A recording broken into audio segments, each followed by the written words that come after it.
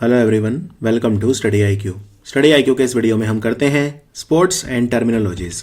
ये मेरे ख्याल से पूरे स्टैटिक जीके का सबसे डिफिकल्ट टॉपिक है, सबसे difficult, one of the most difficult तो मैं ज़रूर कहूँगा, क्योंकि जब मैं इसको तैयार कर रहा था बहुत ज़्यादा समय मुझे लगा है इसमें, लगभग 5 से 6 दिन मुझे इसमें लगे हैं। और आइडिया ये था कि आपको एक ऐसे तरीके से बताऊं कि आप याद कर सको, क्योंकि अगर मैं आपको बता दूं कि भाई ये वाला खेल है, फलां खेल है ABC, और उसमें ये 15 टर्म्स यूज़ होते हैं, आपको कैसे पता चलेगा कि भाई ये क्या है टर्म्स? आप रट्टा मारने पर मजबूर हो जाओगे।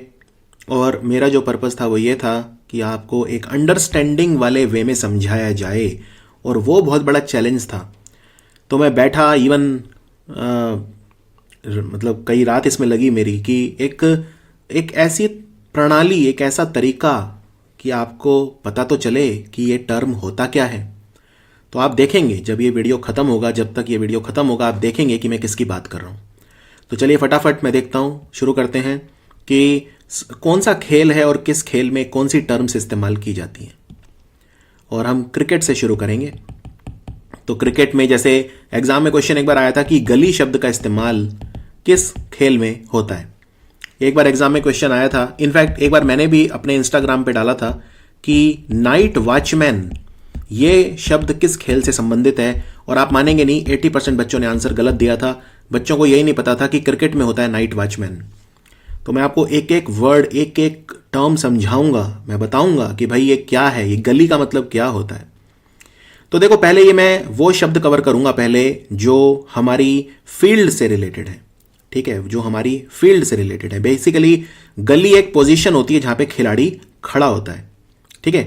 तो ये हमारी जगह है। जैसे अब यहां से अगर ये एम्पायर खड़ा है यहां पे, इसका मतलब यहां से बॉलर बॉल डालेगा, और बैटर और बैट्समैन मतलब एक ही होता है। जो बैटिंग करता है उसे बैट्समैन या बैटर भी बोल सकते हैं।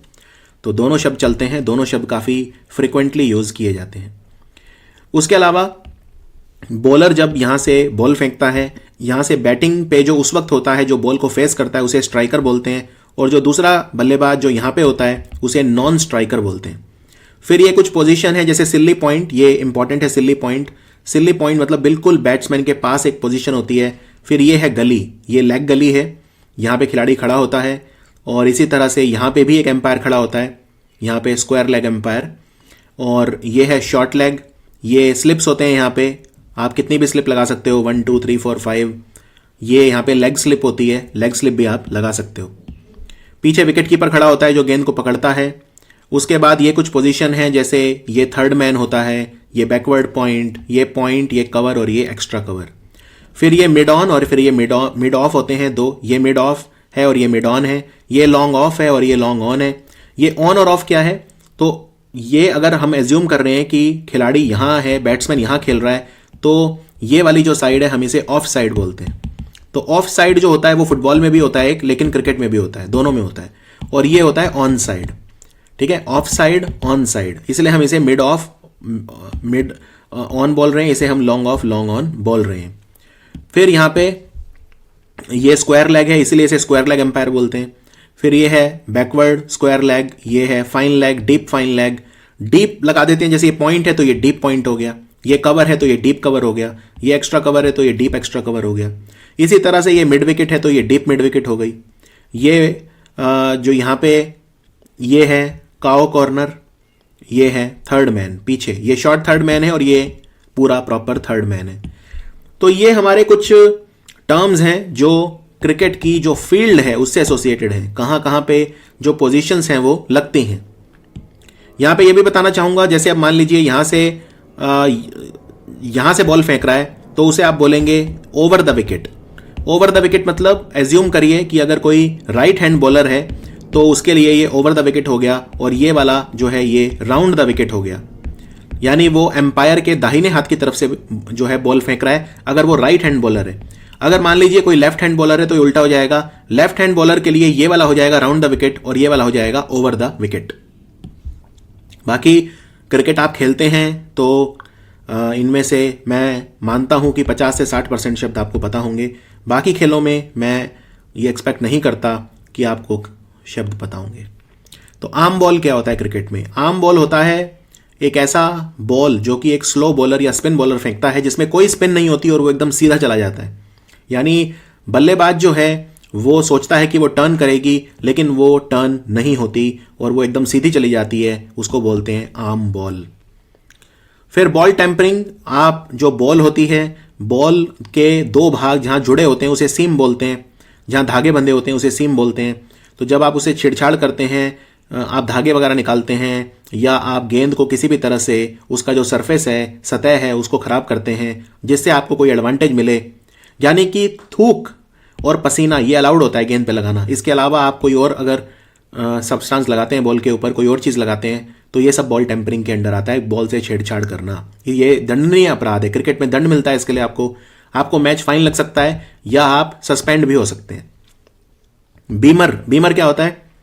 एक ऐसा बॉल, मान लीजिए बॉल फेंका, ठीक है, बॉल फेंका और वो बैट्समैन के पास पहुंचा लेकिन वो बाउंस नहीं हुआ, ठीक है, जो बाउंस नहीं हुआ और वो सीधा बैट्समैन की तरफ गया। यानी कि जैसे आप ये इमेजिन करो, ये पिच है, ये क्रिकेट की पिच है और ये बॉल, ये एक जो है बैट्समैन है और ये जो है वो बॉलर है। तो बॉलर ने बॉल फेंका और वो सीधा ऊपर ऐसे हवा में गया, एकदम जाके मान लीजिए सर के पास से निकल गया या सर के लगा। वो बीच में टप्पा नहीं खाई गेंद, यानी कि बीच में कहीं पे लगी नहीं। जनरली बॉल ऐसे जाती है, पहले बॉल फेंकी, पहले वो यहां पे टप्पा खाती है, फिर बैट्समैन के पास पहुंचती है, लेकिन ये सीधा गया एकदम, कोई बाउंस नहीं, ठीक है, और फिर ये बैट्समैन के पास गया, उसके सर पे लग सकता था, सर के पास से निकला, तो उसको बोलते हैं बीमर। कई बार ये मनोवैज्ञानिक रूप से बल्लेबाज को डराने के लिए फेंकी जाती है बॉल, और इनमें कई बार फाइन भी लग सकता है। फिर है बेल्टर मतलब एक ऐसी पिच होता है जिसपे क्रिकेट खेला जाता है, जिसपे, तो ये ग्राउंड में बीच में पिच होता है और चारों तरफ ग्राउंड होता है, तो इसे पिच बोलते हैं। और जो पिच होता है वो अगर ऐसा हो कि गेंदबाजों को कोई मदद ना मिले, बॉलर को और बैट्समैन को पूरी तरह से फेवर करे, जैसे फ्लैट पिच होती हैं कई बार, एकदम फ्लैट, जैसे भारत की ज्यादातर पिच जो है वो फ्लैट होती हैं, उन पे गेंदबाजों को बहुत ज्यादा मदद नहीं मिलती है। लेकिन अगर आप देखेंगे ऑस्ट्रेलिया या इंग्लैंड के पिच, जैसे वाका है या पर्थ है या जो भी ये पिचेस हैं, तो इन पे पिच के ऊपर थोड़ी सी घास भी होती है, बहुत थोड़ी, लेकिन उससे गेंद में स्विंग होता है, तो वो जो पिच होती हैं वो बॉलर को फेवर करती हैं। लेकिन इंडिया में जो पिच होती हैं वो बेल्टर होती हैं। बेल्टर मतलब पूरी तरह से बल्लेबाजों को फेवर करती हैं। ब्लॉब, अगर आपका स्कोर 0 है, आप बैटिंग करने गए और आपने कोई स्कोर नहीं बनाया, तो उसे ब्लॉब या डक बोलते हैं कि डक पे आउट हो गया। डक मतलब बत्तख, तो डक पे आउट हो गए, या ब्लॉब मतलब दोनों का मतलब होता है 0।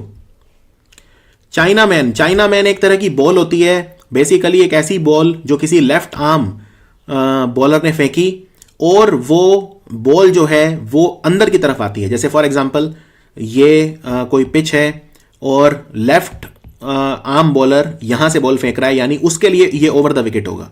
तो यहां पे बल्लेबाज है, बॉल ने टप्पा यहां खाया और वो बाहर निकलनी थी ऐसे, लेकिन वो अंदर की तरफ आ गई, तो उसे बोलेंगे चाइना मैन, और ये काफी डेंजरस होती है। यानी कि एक तरह से लेफ्ट आर्म बॉल डाल रहा है कोई, तो ये लेग स्पिनर का काम करेगी, ठीक है, लेफ्ट आर्म है क्योंकि वो, तो लेफ्ट आर्म के लिए लेग स्पिन क्या होगी?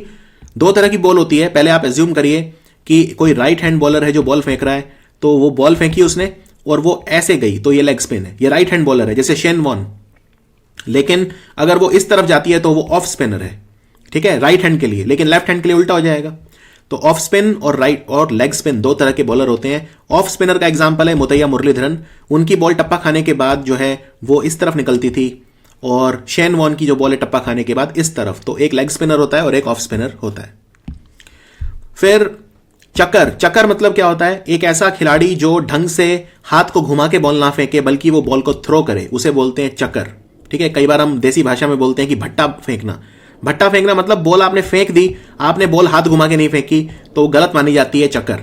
फिर डॉली, एक बहुत ही आसान कैच, उसे डॉली बोलते हैं कि ये तो बड़ा आसान कैच था, डॉली था एकदम। फिर Duckworth Lewis Stern, Duckworth Lewis और स्टर्न, बेसिकली पहले डकवर्थ लुईस मेथड बोलते थे। अगर मान लीजिए किसी क्रिकेट के मैच में बारिश आ जाए, रेन आ जाए, तो एक फॉर्मूला होता है कैलकुलेट वगैरह करने के लिए कि जो टीम है उसको कितना टाइटल डिफेंड करना होगा, मैच छोटा हो जाता है, उस केस में डकवर्थ लुईस फार्मूला लगता है। इसमें टॉनी स्टर्न जो है उनका भी वो था, तो टॉनी लुईस और ये स्टर्न, तो स्टर्न जो है इनका नाम जोड़ दिया गया था 2014 में। तो डकवर्थ लुईस स्टर्न एक मेथड है। इकोनॉमी रेट मतलब है कि एक बॉलर जो है वो एक ओवर में कितने रन खाता है, एवरेज, उसको बोलते हैं इकोनॉमी रेट। फॉर एग्जांपल अगर मैंने 10 ओवर हैं, उनमें मैंने 40 रन खाए, तो मेरी इकोनॉमी रेट है 4। मैंने एक ओवर में 4 रन खाए एक तरह से, एवरेज। फुल टॉस वो बॉल है जो बैट्समैन तक पहुंचती है बिना बाउंस हुए। तो फुल टॉस में और बीमर में फर्क क्या होता है? देखो, जो फुल टॉस होती है वो आपके वेस्ट हाइट तक होती है। फॉर एग्जांपल ये कोई क्रिकेट खिलाड़ी है, ठीक है, तो ये जो इसकी वेस्ट है जहां बेल्ट पहनते हैं उससे अगर नीचे नीचे है तो फुल टॉस बोलेंगे, और वेस्ट हाइट से ऊपर है तो बीमर बोलेंगे। फिर गुगली क्या होती है? गुगली होती है बेसिकली एक लेग स्पिनर है। अब मान लीजिए कोई लेग स्पिनर है तो उसकी बॉल टप्पा खा के ऐसे निकलेगी, ठीक है, लेकिन वो गुगली है तो वो इस तरफ निकल जाएगी, ठीक है। यानी लेग स्पिनर की वेरिएशन है ये राइट हैंडर के लिए, और ये जो है राइट हैंड बैट्समैन अगर है तो उसके वो अंदर की तरफ आती है तो उसे गुगली कहा जाता है। जैसे शेन वॉर्न की बॉल आप एक्सपेक्ट करेंगे टप्पा खा के ऐसे जाए, लेकिन वो अंदर की तरफ आ जाएगी तो वो गुगली हो जाएगी। फिर है हॉकाई एक टेक्नोलॉजी होती है क्रिकेट में जिसका हम इस्तेमाल करते हैं एलबीडब्ल्यू को जज करने के लिए। एलबीडब्ल्यू मतलब होता है लेग बिफोर विकेट। क्रिकेट जो देखते हैं वो तो जानते ही होंगे एलबीडब्ल्यू। तो एलबीडब्ल्यू को जज करने के लिए हॉकाई टेक्नोलॉजी का इस्तेमाल किया जाता है। जाफा, एक ऐसी बॉल जो बैट्समैन से खेली ही ना जाए उसे बोलते हैं जाफा। बहुत ज्यादा स्विंग हो गई, स्विंग मतलब टप्पा पड़ने के बाद अंदर की तरफ या बाहर की तरफ निकली तो उसे स्विंग बॉल बोलते हैं। कुछ सीधी निकल जाती है बॉल तो वो खेलनी आसान होती है, लेकिन स्विंग बॉल को खेलना मुश्किल हो जाता है। मेडन ओवर मतलब होता है कोई ऐसा ओवर जिसमें कोई भी रन ना जाए। यहां पे रन जाने का मतलब यह नहीं है कि उस ओवर में रन बनेगा ही नहीं, लेकिन जो रन होंगे वो गेंदबाज के खाते में नहीं जाएंगे।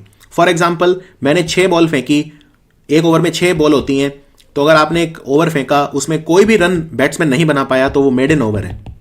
लेकिन मैंने एक ओवर फेंका उसमें बैट्समैन कोई रन नहीं बना पाया, लेकिन फिर भी उसमें कुछ रन जरूर गए, लेकिन वो बाय या लेग बाय के थे, तो वो भी मेडन ओवर कहलाया जाएगा, क्योंकि बाय और लेग बाय के जो रन होते हैं वो बल्लेबाज और गेंदबाज के खाते में नहीं जुड़ते, ठीक है। बाय होता है जब आपने बॉल फेंकी और बैट्समैन के टच नहीं हुई लेकिन कीपर उसको पकड़ नहीं पाया तो वो बाय होता है और उस वजह से रन चले जाते हैं। और लेग बाय होता है जब आपके पैर से लग के बॉल इधर उधर चली जाए तो उसको लेग बाय बोलते हैं। लेकिन लेग बाय में आपको एक चीज याद रखनी है, लेग बाय में आपको शॉट खेलना है तभी लेग बाय माना जाएगा।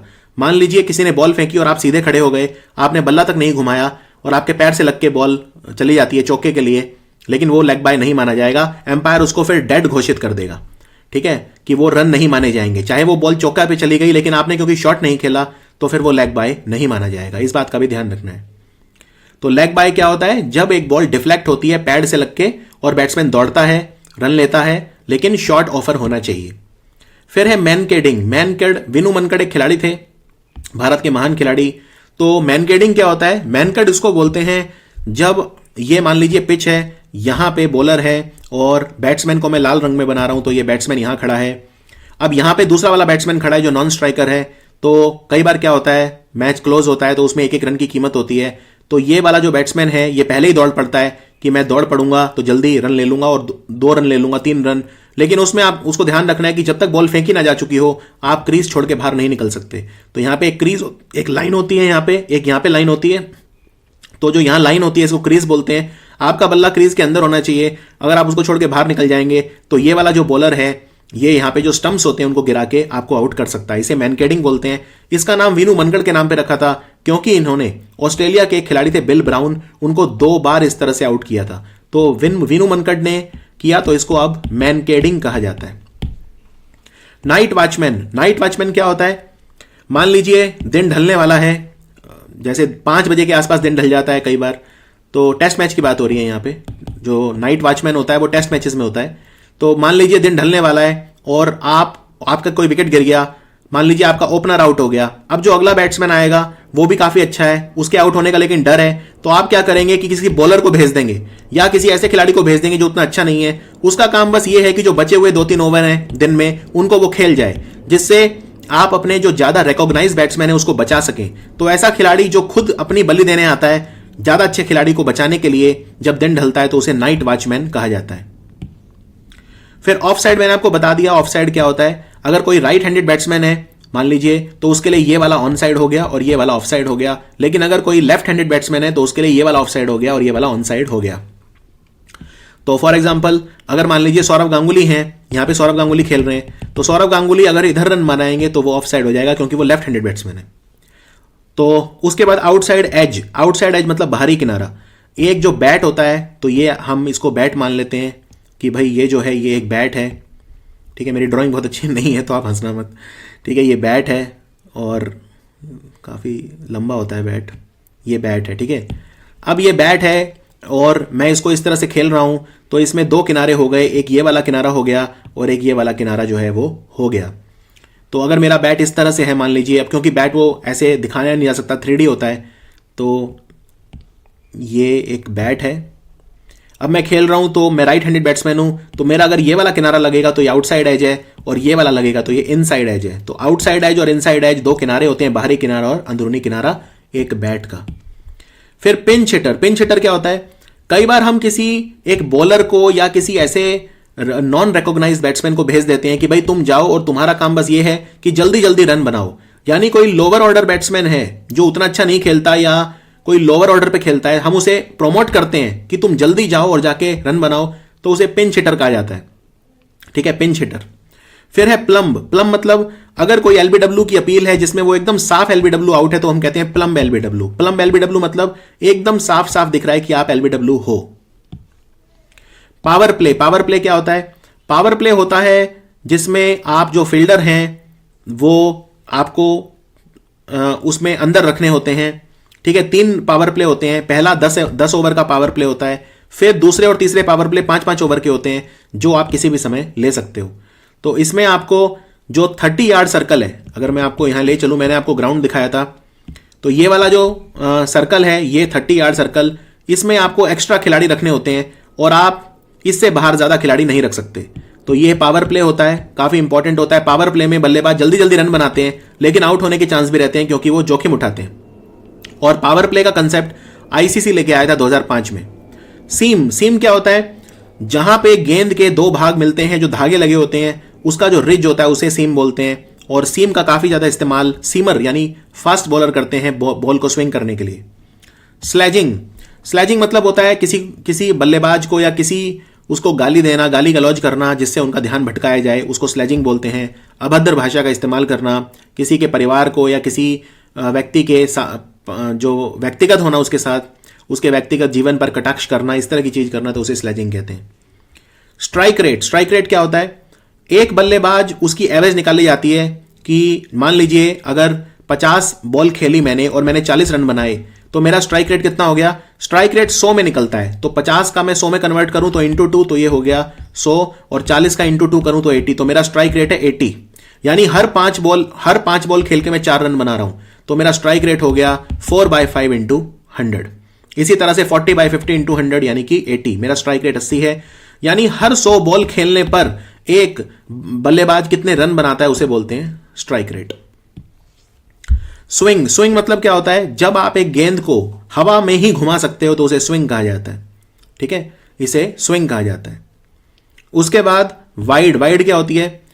आपने एक बॉल फेंकी लेकिन वो एक निर्धारित सीमा के परे थी तो बल्लेबाज उस तक पहुंच नहीं पाएगा, उसे वाइड बोलते हैं। उसका एक्स्ट्रा रन आपको मिलता है +1 और आपको वो गेंद भी दोबारा डालनी पड़ती है। यॉर्कर, यॉर्कर क्या होती है? अब फुल टॉस और यॉर्कर में क्या फर्क होता है? जैसे अगर बल्लेबाज यहां है तो एक तो फुल टॉस तो सीधा उसके पास आएगी, टप्पा नहीं खाएगी, ठीक है, बाउंस नहीं लेगी, लेकिन यॉर्कर जो होती है वो एकदम उसके पैरों के पास टप्पा खाती है, तो ये खेलनी बड़ी मुश्किल होती है, ठीक है।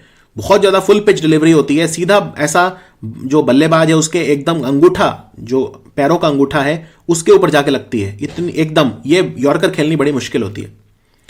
तो ये कुछ क्रिकेट के शब्द थे, बाकी कुछ बहुत आसान है जो मैंने अलग से कवर नहीं किए, जैसे टॉस, सिक्का उछालना उसे टॉस बोलते हैं, रन लेना, विकेट लेना, पिच, पिच होता है आप जानते हैं, स्टंप। अब ये जो होता है 3 स्टंप होते हैं और उनके ऊपर ये जो 2 लगी होती हैं इन्हें बेल बोलते हैं। तो ऊपर जो लगी हैं 2 इन्हें बेल बोलते हैं और नीचे जो है इन्हें स्टंप बोलते हैं। रूल ये है कि जब बॉल लगे स्टंप के ऊपर तो बेल गिरना चाहिए, तभी आउट माना जाता है। क्रीज वो रेखा है जिसके अंदर आपको बल्ला रखना होता है, जिसके बाहर आप नहीं जा सकते बल्ले को लेके। पवेलियन होता है जहां पे आप आउट होके जाते हैं, वो पवेलियन जहां पे आप आराम करते हैं, आराम गृह आपका जो है वो पवेलियन है। ग्लव्स होते हैं दस्ताने जो कीपर पहनता है, ठीक है, दस्ताने पहनता है, बल्लेबाज भी ग्लव्स पहनते हैं, और विकेट कीपर के और बल्लेबाज की दस्ताने हैं वो बिल्कुल अलग तरह के होते हैं। फिर फॉलो ऑन देना। फॉलो ऑन देना क्या होता है, टेस्ट मैच में आपने मान लीजिए 600 रन बना दिए और जो दूसरी टीम है वो 100 पे आउट हो गई, तो आप उसी से बैटिंग करवाओ दोबारा, जिससे उसको जल्दी आउट कर सको, इसे फॉलो ऑन बोलते हैं। स्पिन बॉलिंग, आप जानते हैं स्पिन क्या होती है, कैच लेना, कैच पकड़ना। स्टंप आउट, स्टंप आउट करना मतलब अगर कोई बल्लेबाज अपनी क्रीज छोड़ के बाहर निकलता है शॉट मारने के लिए, तो विकेट कीपर अगर बॉल को पकड़ ले, अगर इससे मिस हो जाए बैट्समैन से, तो वो स्टंप गिरा देता है, बेल गिरा देता है, उसे बोलते हैं स्टंप आउट।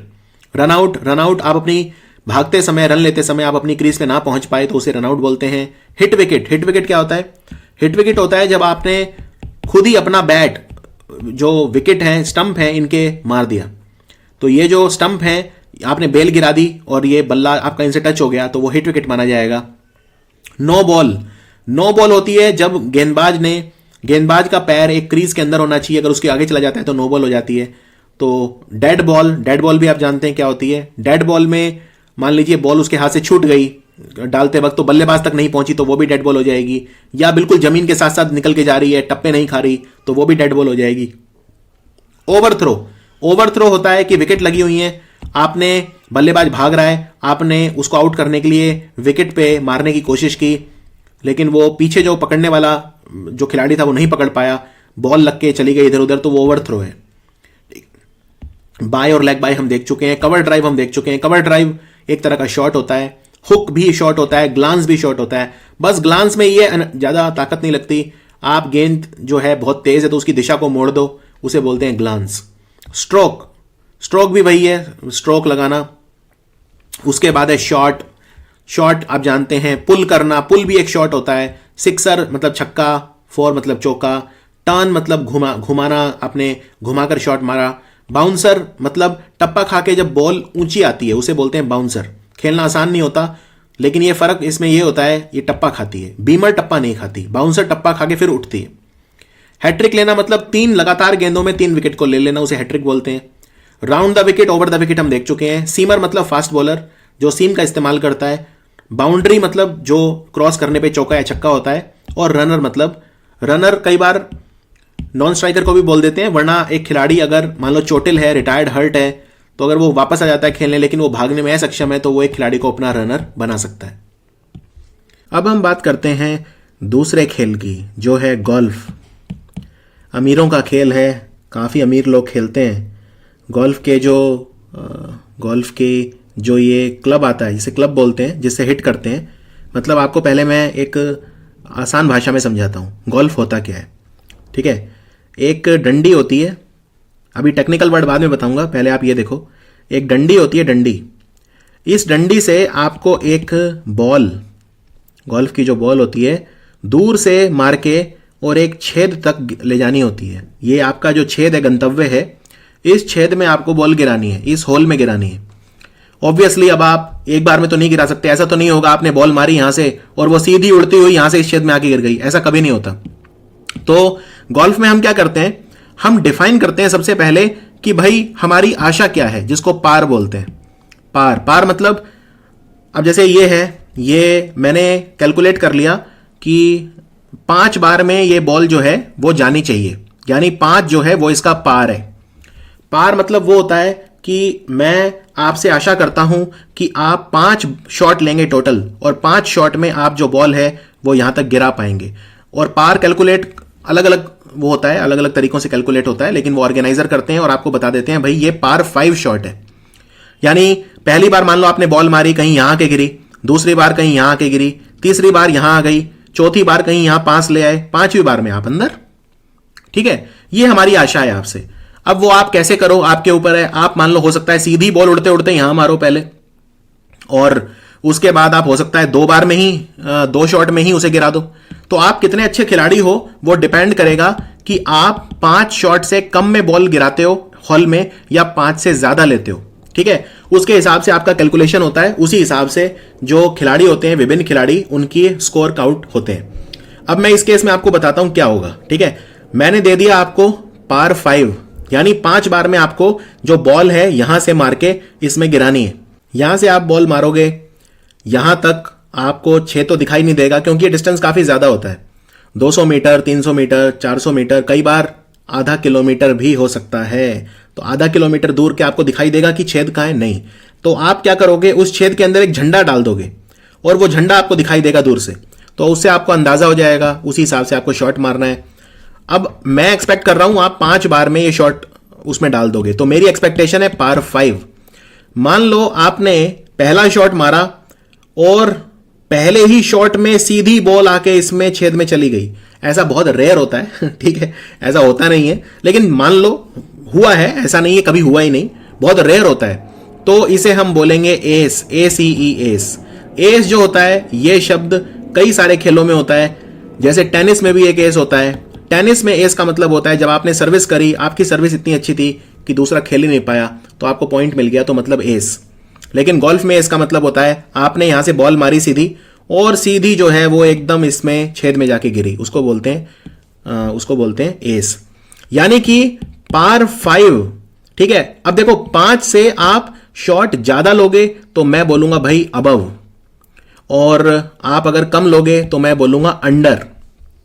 ठीक है, अंडर। ठीक है, अबव, ओवर बोल सकते हो, ओवर।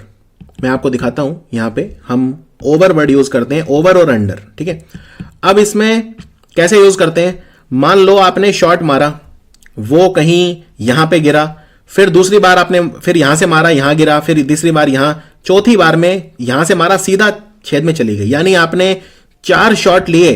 तो हमारी उम्मीद से अच्छा खेले आप। ठीक है, 5 थे लेकिन आपने 4 में मार दिया, तो आप बोलोगे इसको 1 अंडर पार, यानी आपका स्कोर है 1 अंडर पार। जितना पार था, पार मतलब 5, तो 1 अंडर पार मतलब आपने 4 शॉट लिए हैं, 5 में से एक कम कर लो, 1 अंडर पार।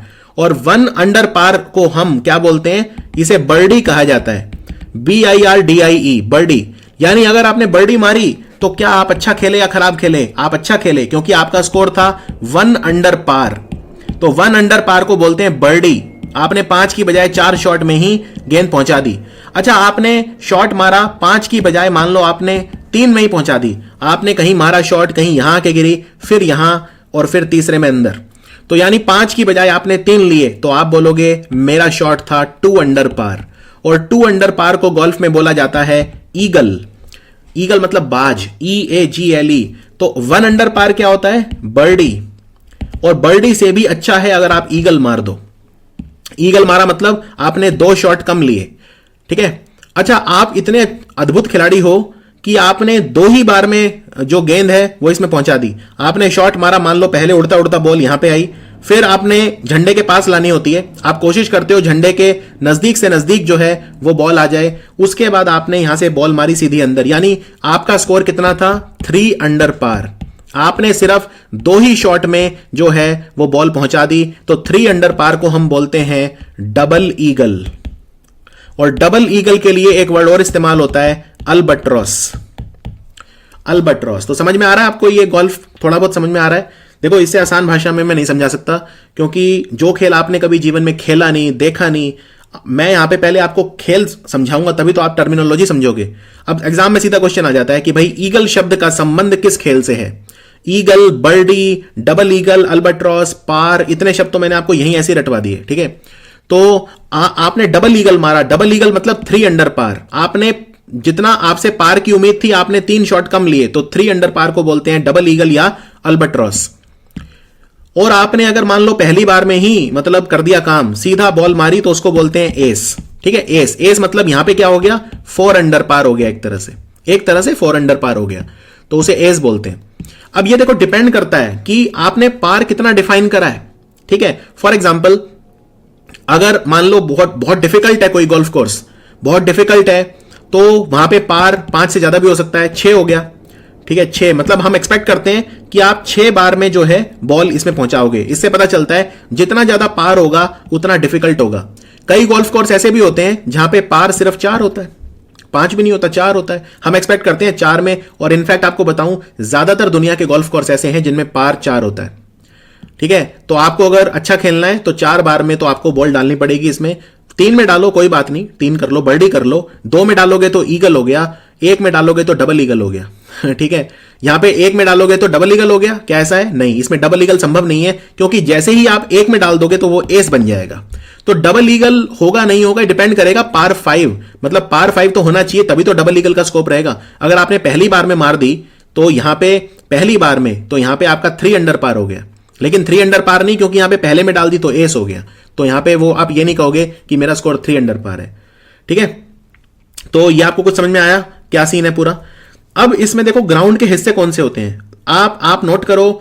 जो घास है यहां पे ज्यादा ग्रीन है, ये जो घास है तो इसको बोलते हैं फेयरवे। देखो बेसिकली क्या है, ये आपका गोल्फ कोर्स है, आपको यहां तक पहुंचना है, तो जो आपका छेद है ये जहां झंडा लगा है, इसके आसपास की घास बहुत ही ज्यादा पतली काटी होती है, बहुत ही बारीक काटी होती है, तो इसका रंग अलग हो जाता है, इसे ग्रीन बोलते हैं।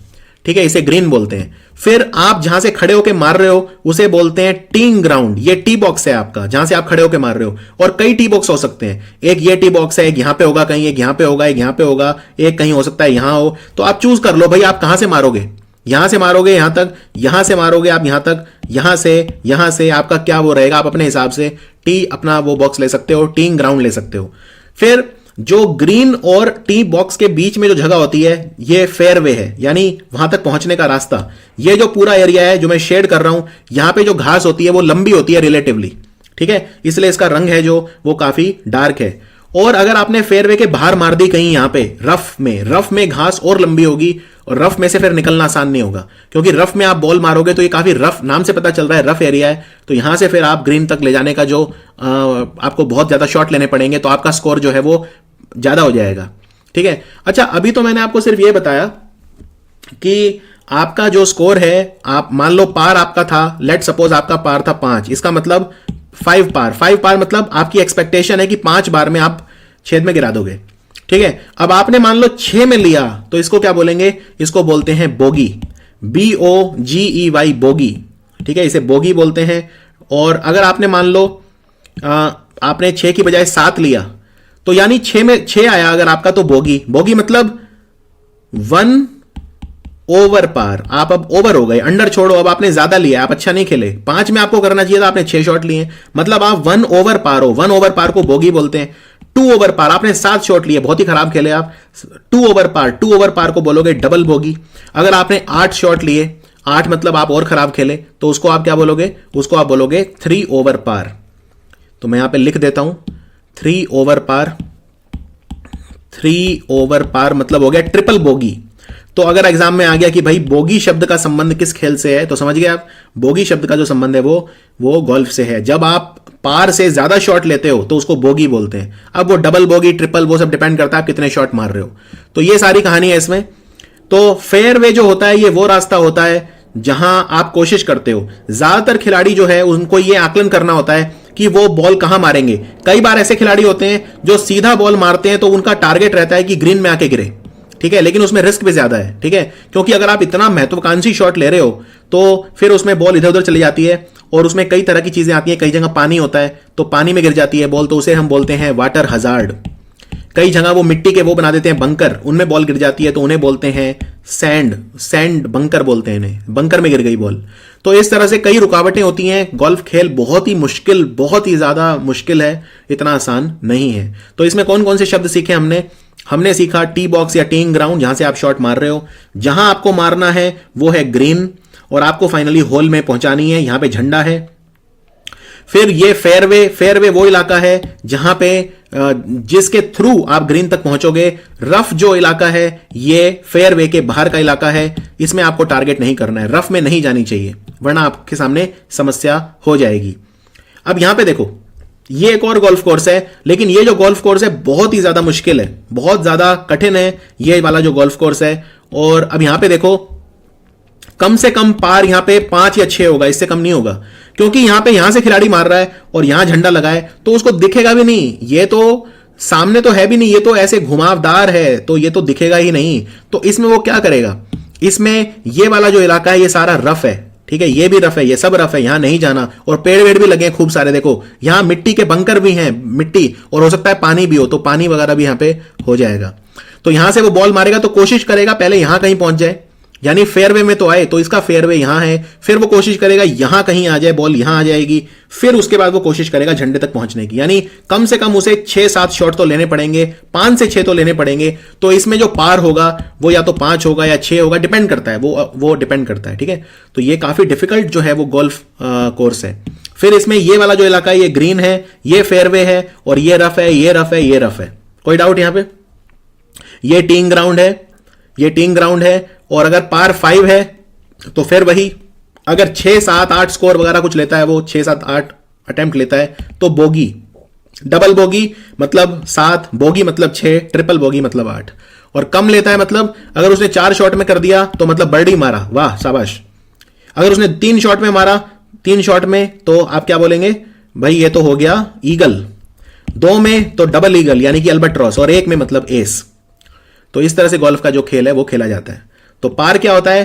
पार एक स्टैंडर्ड नंबर ऑफ शॉट होते हैं जिसमें गोल्फर को एक्सपेक्ट किया जाता है कि वो फिनिश द होल करेंगे। फिनिश द होल मतलब होता है कि वो होल तक गेंद को पहुंचा देंगे। अब यहां पे देखिए, यहां पे बीच में पानी भी आ गया, तो कई तरह की रुकावटें जो मैदान होता है गोल्फ का उसमें डाली जाती हैं। यहां पे ये पानी आ गया, तो अभी ये बॉल यहां से मारनी है, ये इनका टीइंग ग्राउंड है, और ये देखिए रंग, यहां पे घास का रंग अलग है, यानी ये वाला जो इलाका है यहां पे डायरेक्ट ये ग्रीन है। ठीक है, और यहां पे झंडा वंडा लगा होगा कहीं पे, तो होल ये नजदीक है थोड़ा, तो झंडे की जरूरत नहीं है, तो ये पार है। Fairway, green, rough, sand trap, sand trap मतलब वही बंकर जिसमें मिट्टी भरी है, और वाटर हजार्ड मतलब जो पानी है। तो यही जो मैंने शब्द आपको समझाए हैं वही मैं यहां पे लिख दिए हैं, आप इनको पढ़ेंगे, अब आप बहुत जल्दी आपको याद हो जाएगा। ये स्कोरिंग सिस्टम है जो मैंने आपको बताया था, eagle, par, bogey, double bogey, triple bogey, और ये सब मैंने आपको यहां पे बता दिया है। अच्छा, गोल्फ की डंडी जो होती है उसे हम क्लब बोलते हैं, गोल्फ क्लब। अच्छा, गोल्फ क्लब भी कई तरह के होते हैं, ध्यान से सुनिए, बहुत इंपॉर्टेंट है। गोल्फ क्लब भी कई तरह के होते हैं, इनमें 4 तरह के होते हैं। जैसे एक होता है आयरन, एक होता है वेज, एक होता है हाइब्रिड, और एक होता है पुटर। तो ये अलग अलग डिस्टेंस के लिए होते हैं। फिर एक होता है ये वुड्स, ठीक है, तो अलग अलग तरह के ये इसमें होते हैं। किट बहुत महंगी आती हैं, बहुत ज्यादा महंगी, 20,000, 50,000, 80,000 जो बेसिक किट होती हैं वो आती हैं 40-50 हजार की। तो गोल्फ खेल बहुत ज्यादा महंगा है। फिर सिर्फ इसको खरीदने से काम नहीं चलेगा, आपको किसी गोल्फ क्लब की मेंबरशिप भी लेनी पड़ेगी, वो आप लाखों रुपए में आएगी। तो ये अमीरों का खेल है, ठीक है। इससे अच्छा है अपने गिल्ली डंडा खेल लो, उसमें भी इसी तरह का होता है। उसमें भी जो है आप एक गिल्ली होती है और एक डंडा होता है, उससे आप उसको मारो, तो वो भी कोई उसमें बुराई नहीं है, ठीक है। खेल का पर्पज क्या है? खेल का पर्पज ये है कि मनोरंजन करना। मनोरंजन आप कैसे भी कर सकते हो। तो ये गोल्फ खेल है। और ये जो अलग अलग तरह की गोल्फ क्लब होती हैं, इन्हें क्लब बोलते हैं, ये भी आपको पता होनी चाहिए, पुटर। और इनके ये अलग अलग क्यों हैं, इनके काम क्या है, तो ये भी आपको थोड़ा सा बता देता हूं। चलो देखो, अब आपको मान लो यहां से बॉल मारनी है यहां तक, तो ऑब्वियसली पहले तो आप लंबी मारोगे, मतलब बहुत तेज मारोगे कि बहुत सारा डिस्टेंस कवर करोगे, ठीक है। उस केस में अलग यूज होगी। फिर अगर आप मान लो ग्रीन में पहुंचा दिया आपने, ये मान लो ग्रीन है और ये छेद है, तो आप यहां से मार रहे हो, तो ये इसमें जो आपको चाहिएगा वो वैसा चाहिएगा कि उठा के नहीं मारना, सिर्फ रिपटाना है जमीन के सहारे सारे। तो फिर आप पुटर इस्तेमाल करोगे, उसे पुटर बोलते हैं। तो पुटर का इस्तेमाल होता है ग्रीन्स में, जब एकदम पास होती है छेद के बॉल, तो फिर पुटर का इस्तेमाल होता है। तो ये अलग अलग इनके वो हैं तरह के क्लब। तो बर्डी हो गया, ईगल हो गया, डबल ईगल को अल्बाट्रॉस बोलते हैं, bogie, double bogey, triple bogie, ये सब मैंने आपको बता दिया है। अच्छा, पुट क्या होता है? देखो, कोई भी शॉट जो आप पुटर से ले रहे हो ग्रीन के ऊपर, उसे पुट बोलते हैं, ठीक है। जैसे जो ग्रीन आपको पता ही है, जहां पे होल होता है ग्रीन, तो ग्रीन में अगर आप कोई शॉट मार रहे हो पुटर की मदद से, तो उसे पुट बोलते हैं। फिर ड्राइव, ड्राइव क्या होता है? जो आप पहला स्ट्रोक खेलते हो टी बॉक्स से, उसको ड्राइव बोलते हैं, यानी बहुत दूर आपको मारना है, ड्राइव, ठीक है। अप्रोच होता है, फिर अप्रोच मतलब जब आप फेयरवे से ग्रीन की तरफ जाते हो तो उसे बोलते हैं अप्रोच, वेरी इंपॉर्टेंट। तो इस तरह से होता है। मैं आपको एक एग्जांपल देता हूं ड्राइव और अप्रोच और पुट का। उसके लिए मुझे आपको फिर से गोल्फ कोर्स पे ले जाना पड़ेगा। देखो, पहले तो आप यही करोगे कि भाई यहां से मैं कैसे फेयरवे तक तो पहुंचा दूं। आपका पहला टारगेट सीधा ये नहीं है, आपका पहला टारगेट है फेयरवे तक आना। तो आप यहां से आपने बॉल मारी, ये बॉल उड़ती उड़ती आके गिरी यहां पे, तो ये जो है आप ये बोलोगे ड्राइव, यानी आपका ड्राइव करते हैं बॉल को फेयरवे तक पहुंचाने के लिए। फिर फेयरवे से ग्रीन तक पहुंचाना आपका अगला लक्ष्य है, तो फेयरवे से ग्रीन तक लाने के लिए जो आप करते हैं उसे बोलते हैं अप्रोच। और फिर आप ग्रीन में एक बार आ गए, तो ग्रीन में आपका पर्पस क्या है? छेद के अंदर बॉल को डालना। तो उसमें जो आप ग्रीन में आने के बाद जो शॉट मारेंगे और जो इसमें आके गिरेगा, फिर हम उसको बोलते हैं पुटर। तो पुटर की मदद से हम पुट करते हैं। तो ये कई तरह के शॉट होते हैं बेसिकली। एक्सप्लोजन शॉट, जब आपकी जो बॉल है मिट्टी में फंस गई तो बंकर से बाहर निकालने के लिए हम एक्सप्लोजन शॉट करते हैं।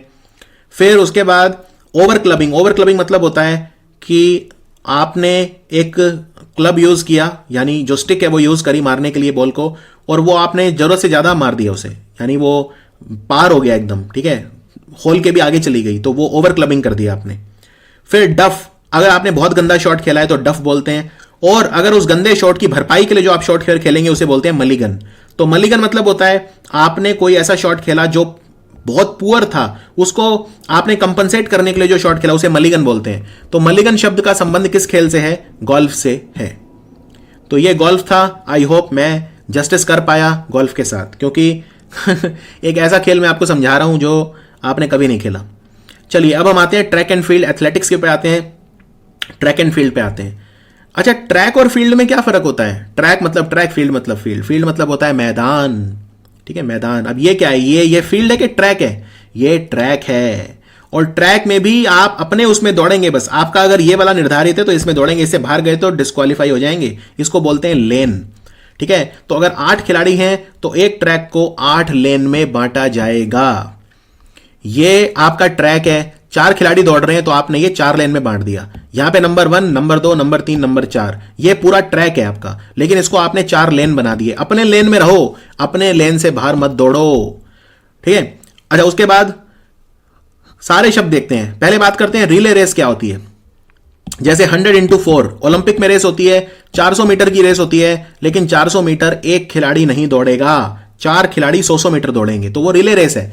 तो एक खिलाड़ी मान लो दौड़ के आ गया तो दूसरा उसका इंतजार कर रहा है, और वो पहले वाला जो खिलाड़ी है दूसरे वाले के हाथ में कुछ देगा, और फिर दूसरा वाला उसको लेके दौड़ेगा, और वो जो कुछ देता है उसको बोलते हैं baton, pass the baton. Baton मतलब क्या होता है? बैटन मतलब वो चीज जो एक खिलाड़ी रिले का दूसरे खिलाड़ी को पास करता है और फिर ये लेके दौड़ता है। एक बात और याद रखिए, जो आपका बेस्ट खिलाड़ी होता है चारों में, आप उसको सबसे बाद में लेके जाते हैं। जैसे जो जमैका की टीम है आप देखते थे, उसमें उसैन बोल्ट जब दौड़ता था तो सबसे आखिर में दौड़ता था चारों में, क्योंकि अगर कोई पीछे भी रह गया तो सबसे लास्ट में अगर आपका बेस्ट खिलाड़ी है तो फिर वो डिस्टेंस बाद में कवर कर लेगा, तो उसको बोलते हैं एंकर खिलाड़ी। तो एक रिले रेस में जो सबसे आखिर में दौड़ता है, सबसे आखिर में मान लो 4 खिलाड़ी हैं, जो सबसे आखिर में दौड़ेगा वो एंकर खिलाड़ी है। तो एंकर शब्द भी इस्तेमाल इसलिए होता है। फिर बैटन होता है जो एक स्टिक लाइक ऑब्जेक्ट जो आप पास करते हो दूसरे खिलाड़ी को, जो हाथ में देते हो, उसको बोलते हैं बैटन। तो रिले रेस समझ गए, ट्रैक समझ गए, लेन समझ गए, बैटन समझ गए। आगे बढ़ते हैं। चेंज ओवर मतलब जब एक खिलाड़ी दूसरे खिलाड़ी को बैटन देता है तो उस एक्सचेंज ऑफ बैटन को हम बोलते हैं चेंज ओवर। अब चेंज हो गया खिलाड़ी, पहले ये दौड़ रही थी अब ये दौड़ेगी, या पहले ये दौड़ रहा था अब ये दौड़ेगा, जो भी। डोपिंग होता है जब खिलाड़ी अपना परफॉर्मेंस बढ़ाने के लिए ड्रग्स ले लेते हैं, एनाबॉलिक स्टेरॉइड्स लेते हैं, एरेथ्रोपोइटिन जैसी दवाएं खाते हैं, उसे डोपिंग बोलते हैं। इलीगल है, खिलाड़ी जो हैं बहुत बार सस्पेंड होते हैं। वर्ल्ड एंटी डोपिंग एजेंसी है मॉन्ट्रियल में, वो सस्पेंड कर देती है, या जो नेशनल एंटी डोपिंग एजेंसी है वो खिलाड़ियों को सस्पेंड कर देती है। कभी नहीं करना चाहिए, खेल भावना के खिलाफ है। एक्सचेंज जोन, देखो अब एक्सचेंज जोन जो है ये बहुत जरूरी है। ये जो बैटन पास करना है 20 मीटर के अंदर अंदर करना है, यानी कि मान लो ये खिलाड़ी भागता हुआ आया, अब ये रुका नहीं रहेगा, ये भी थोड़ा सा भागना शुरू कर देगा वरना टाइम खोएगा। तो कुछ डिस्टेंस ऐसा होगा दोनों खिलाड़ी साथ भागेंगे, लेकिन ऐसा नहीं है हमेशा साथ ही भागते रहेंगे। तो सिर्फ डिस्टेंस 20 मीटर का होता है। 20 मीटर के अंदर अंदर वो बैटन एक खिलाड़ी से दूसरे खिलाड़ी को पास हो जाना चाहिए, वरना वो डिस्क्वालीफाई हो जाएंगे। फिर लॉन्ग डिस्टेंस रेस किसे बोलते हैं? 5000 मीटर, 10,000 मीटर, ये जो रेस होती है इन्हें लॉन्ग डिस्टेंस बोलते हैं। 800 मीटर और 1500 मीटर की रेस को बोलते हैं मिडल डिस्टेंस। और स्प्रिंट बोलते हैं छोटी रेस को जिनमें बहुत तेज भागना पड़ता है। तो 100 मीटर, 200 मीटर और 400 मीटर की रेस जो ओलंपिक में होती है इन्हें स्प्रिंट कहा जाता है। फिर स्टैगर्ड स्टार्ट क्या होता है ये आपको दिखाता हूं। देखो यहां पे ध्यान से देखो, ये रेस है। अब ये जब आप घूमोगे ट्रैक पे, मान लो आप दौड़ते दौड़ते सारे खिलाड़ी यहां पहुंच गए, तो जब ये घूमेंगे ट्रैक के ऊपर, तो जो खिलाड़ी इस लेन में होगा उसको डिस्टेंस यहां पे कम होगा, ठीक है, उसको ये कम ट्रेवल करना पड़ेगा। लेकिन जो यहां पे है उसको ये डिस्टेंस ज्यादा ट्रेवल करना पड़ेगा दौड़ने के लिए। तो क्या ये खिलाड़ी डिसएडवांटेज में रहेगा? जी नहीं। इसीलिए जो सबसे यहां पे दौड़ेगा ये वाला खिलाड़ी, इसको आगे से शुरुआत मिलेगी, क्योंकि यहां पे इसे डिस्टेंस ज्यादा दौड़ना पड़ रहा है, तो ये बाकियों से आगे से शुरू करेगा। ठीक है, तो ऐसा नहीं है कि इसको एडवांटेज मिला हुआ है, कोई एडवांटेज नहीं है, सबको डिस्टेंस उतना ही ट्रेवल करना है, लेकिन जो पहले वाले खिलाड़ी का घुमाव है वो बहुत छोटा है, तो वो पीछे से शुरू करता है और उसी हिसाब से फिर ये आगे आगे उससे आगे और ये सबसे आगे, इसको बोलते हैं स्टैगर्ड स्टार्ट। Staggered start. अब हम बात करते हैं थ्रो, यानी कि फेंकना। क्या क्या फेंक सकते हो आप? भाला फेंक सकते हो, जिसको जेवलिन थ्रो कहा जाता है। ये देखिए लड़की भाला फेंक रही है। शॉर्ट पुट फेंक सकते हो, गोला फेंक सकते हो, ये गोला गर्दन पे रख के घूम के फिर फेंकते हैं। आप डिस्कस यानी चक्री फेंक सकते हो, चक्री भी फेंकी जाती है, और आप हैमर फेंक सकते हो। तो मैं आपको ये फोटो दिखाता हूं ओरिजिनल ओलंपिक गेम की। अब यहां पे देखिए ये जो खिलाड़ी है ये क्या फेंक रहा है। अगर मैं आपसे पूछूं, ये चेन बंधी हुई है, ये घूमेगा और ये जो चीज है ये इसे फेंकेगा दूर एकदम, तो ये जो थ्रो है इसे हम बोलते हैं हैमर थ्रो। उसके बाद ये जेवलिन है, भाला, भाला फेंकेगा, दौड़ते दौड़ते आएगा और एकदम से फेंकेगा दूर फेंकेगा, ये भाला दूर जाके गिरेगा, ये जेवलिन थ्रो है। ठीक है, ये हैमर थ्रो है। उसके बाद ये देखिए चक्री फेंक रहा है, घूमेगा चक्री के साथ साथ, फिर एकदम से अपना हाथ जो है खींच के फेंकेगा। और ये जो यहाँ पे भाई साहब हैं आप देख रहे हैं, ये गोला लगा रखा है इन्होंने यहाँ पे, तो ये घूमेंगे और ये एकदम से फिर इसको गोले को फेंकेंगे और एक गोला दूर जाके गिरेगा। तो ये अलग अलग तरह की 4 जो हैं वो तरीके हैं इसके अंदर फेंकने के। ठीक है, अब triple jump, long jump, high jump, ये सब क्या होता है? अब ध्यान से देखिए एक होता है ट्रिपल जंप। ट्रिपल जंप में आप 3 बार वो करते हैं। पहले आप दौड़ते दौड़ते आते हैं, फिर आप अपना कदम यहां पे रखते हैं, एक टांग पे उछलते हैं मतलब आप, फिर दूसरा उछलते हैं आप, फिर तीसरी बार आप उछलते हैं। इसे बोलते हैं ट्रिपल जंप। ठीक है, ट्रिपल जंप में अगर आपका लेफ्ट पैर यहां पे है तो फिर अगले वाला राइट होना चाहिए और फिर आपके दोनों पैर एक साथ आएंगे, तो ये ट्रिपल जंप है। और उसके बाद होता है लॉन्ग जंप। लॉन्ग जंप बड़ा आसान है, आप दौड़ते दौड़ते आओ, एक लकीर होगी, वहां से जंप मारो और सीधा आके मिट्टी में गिरो। मिट्टी लगा दी जाती है जिससे खिलाड़ी जो है वो किसी ठोस सतह पे ना गिरे, उन्हें चोट ना आए। तो ट्रिपल जंप और लॉन्ग जंप में क्या फर्क है? ट्रिपल जंप में आप जो है 3 बार उछलते हो। पहली बार ऐसे उछलोगे, फिर ऐसे उछलोगे, फिर आपका जो मिट्टी में गिरोगे जाके। ठीक है, लेकिन जो लॉन्ग जंप है उसमें आप सीधे आओगे, कोई ट्रिपल ऊपर कुछ नहीं, एक क्रीज बनी होगी, रेखा बनी होगी, आप वहां से कूदो, सीधा मिट्टी में आके गिरो, ये इसको बोलते हैं लॉन्ग जंप। उसके बाद हाई जंप और पोल वॉल्ट क्या होता है? पोल मतलब होता है ये जो आप डंडे की मदद से उछलते हो, तो इसको पोल वॉल्ट कहा जाता है। और हाई जंप देखिए, हाई जंप में एक डंडा लगा दिया जाता है पोल वॉल्ट की तरह ही, लेकिन आप अपनी ही बॉडी में उछाल लेके आओगे, आपकी मदद के लिए आपको कोई डंडा नहीं मिलेगा साथ में। ठीक है, तो ये फर्क होता है हाई जंप में और पोल वॉल्ट में। अब बात करते हैं डेकाथलॉन और हेप्टाथलॉन की। ये क्या होते हैं? देखो, डेका मतलब होता है 10 और हेप्टा मतलब होता है 7। ग्रीक भाषा में डेका मतलब 10 और हेप्टा मतलब 7।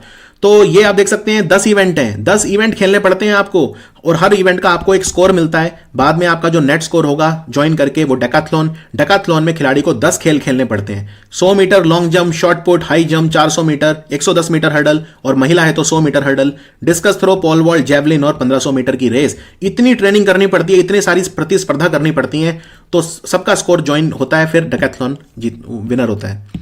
तो ये डेकाथलॉन है। फिर हेप्टा मतलब 7, यानी 10 में से 3 इवेंट माइनस कर दो, तो वो 3 इवेंट हैं लाल रंग में, ये अगर नहीं है तो बाकी जो है वो हेप्टाथलॉन है। 400 मीटर नहीं होता हेप्टाथलॉन में, डिस्कस थ्रो नहीं होता और पोल वॉल्ट नहीं होता।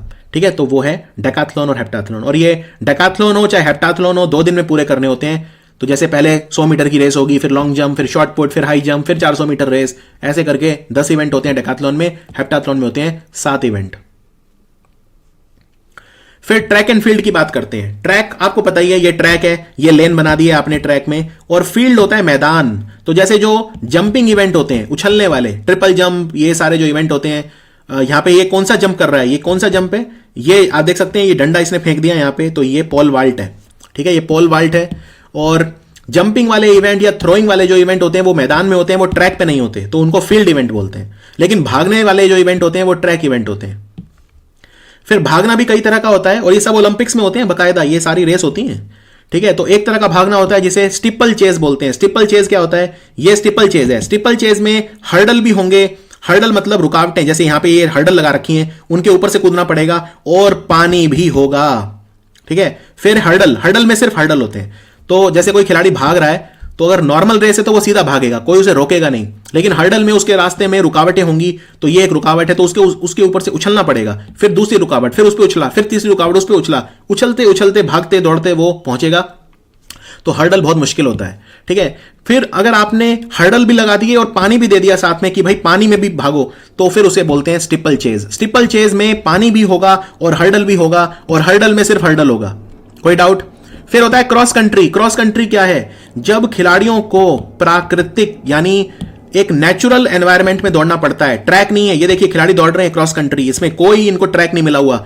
एक सड़क आएगी तो सड़क पे दौड़ेंगे, खेत आए तो खेत पे दौड़ेंगे, मार्शी एरिया आए, कीचड़ आए, दलदल आए, कुछ भी आए सामने, प्राकृतिक उसमें दौड़ना है। खेत आए, खेत में दौड़ो, खेत के बाहर दौड़ो, जैसे मर्जी। तो वो क्रॉस कंट्री। क्रॉस कंट्री में जो नेचुरल एकदम जो वो होती है, उसके ऊपर खिलाड़ी दौड़ते हैं। ठीक है, एकदम नेचुरल, उसमें कोई उनके लिए ट्रैक तैयार नहीं किया जाता। कीचड़ भी आती है, कीचड़ में भागो, जो भी नेचुरल है उसमें दौड़ते हैं, उसको बोलते हैं क्रॉस कंट्री। सो ये था भाग 1। ये तो सिर्फ भाग 1 था। अभी तो मैंने क्रिकेट, गोल्फ और एथलेटिक्स, जो ट्रैक एंड फील्ड है, एथलेटिक्स, वो कवर करा है। अभी तो बहुत सारे खेल हैं। भाग 2 का इंतजार करिए। भाग 2 में मैं बाकी खेल कवर करूंगा। बास्केटबॉल, वॉलीबॉल, टेबल टेनिस और वॉलीबॉल, जिम्नास्टिक्स वगैरह, काफी सारे अभी बहुत पढ़ना है आपको। स्पोर्ट्स एंड टर्मिनोलॉजी अभी तो शुरुआत है, तो इंतजार करिए पार्ट 2 का। Thank you for watching study IQ।